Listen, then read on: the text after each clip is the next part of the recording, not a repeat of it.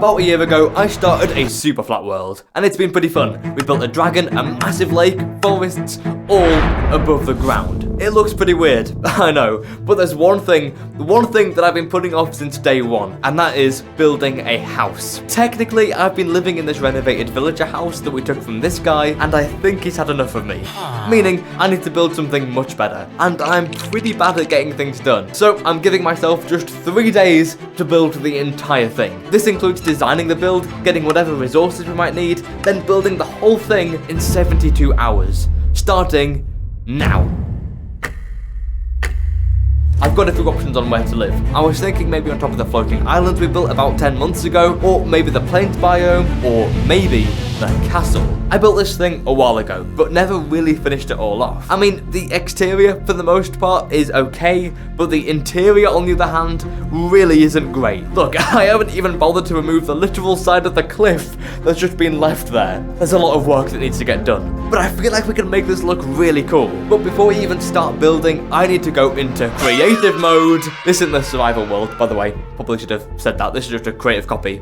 Alright, I'm gonna go build something. I don't know what I'm doing. Okay. One thing I did know though was that the side of the cliff had to go. After that, I had to go at making a U-shaped staircase. I didn't really know what colour to go with, so I ended up using granite. Don't worry, I'll change it. I hate the colour too, but for now, that's what I've got. Next up was the throne room. Once again, I didn't really know what I was doing, so I kind of winged it, making a general shape and colours, which I know I'll change, but at the moment, I don't really know what I'll change it to. I had a quick look at some castle concept art and interior designs, which helped out quite a lot to be honest, particularly for some of the later bits. Then I got to work on the general shape of the main room.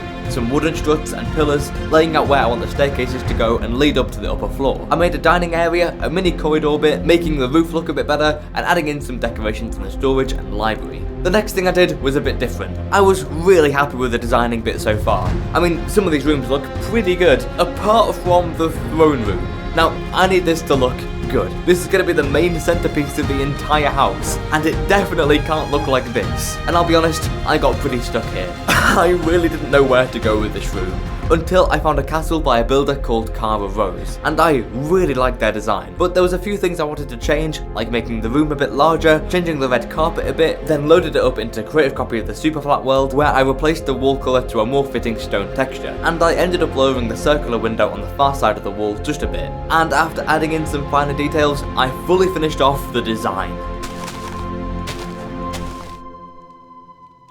Am I done?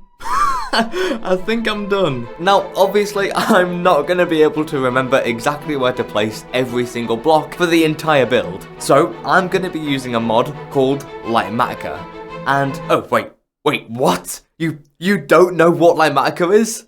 Well, it's basically a schematic mod that allows players to build by visualizing a 3D hologram of the finished structure. It helps players gather all the required resources and allows them to see exactly where each block should be placed. And for what I'm building, that is perfect.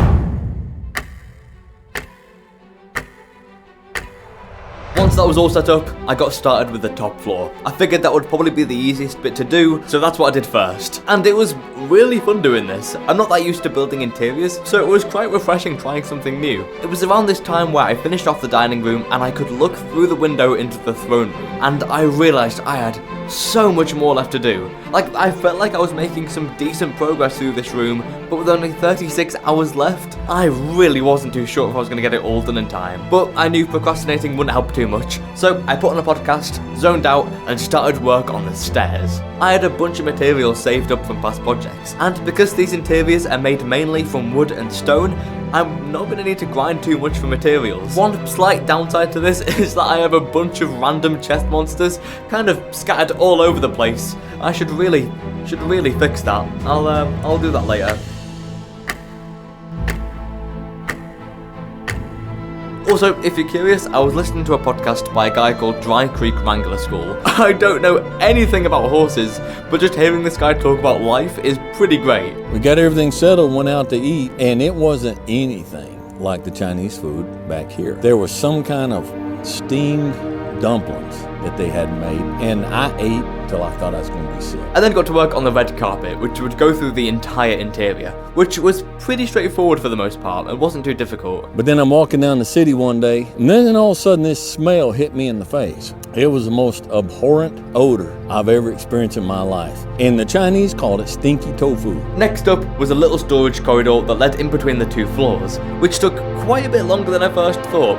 I think it was mainly because the roof was a little awkward, but apart from that, it wasn't too bad. And then before we left, we went to another restaurant. And so we just sat there and visited and talked and cooked, and it was delightful. Dwayne, what do you think about Chinese food? I think these people have got it figured out. At this point though, I ran out of a few decoration blocks, which we would definitely need in the future. Firstly, I got the hay bales, which I managed to get from the village directly below the castle. I feel kind of bad for building my entire house looming over their whole village, but it's kind of funny. I also had to get a few bookshelves, which we got from the Stronghold libraries, and coincidentally, I also needed end rods, which we managed to get from the end at the same stronghold. I also picked up some soul lanterns and managed to fully finish off everything for the first floor. So I encourage you to go through life with your mind open and to listen to everything that someone has to say and consider it and come out the other side smarter or more grounded one way or the other.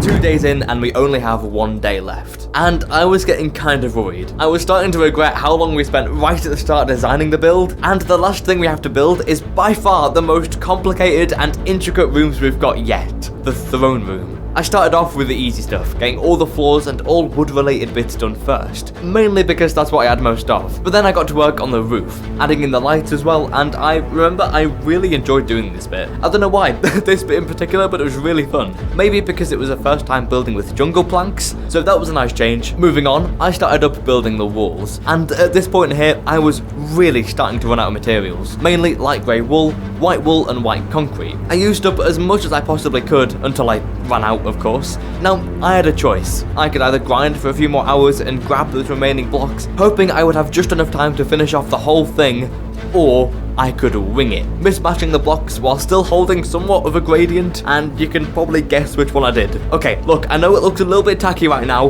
but I've only got 15 hours left. I've got to rush. But at this point, I also got a bit stuck. I had this banner overlooking the whole throne room that I had no idea what to do with. So I asked my Discord server to see if they had any ideas, and after 1 minute, I had a response. One word: communism. That was slightly worrying, so I waited until there were a few more designs.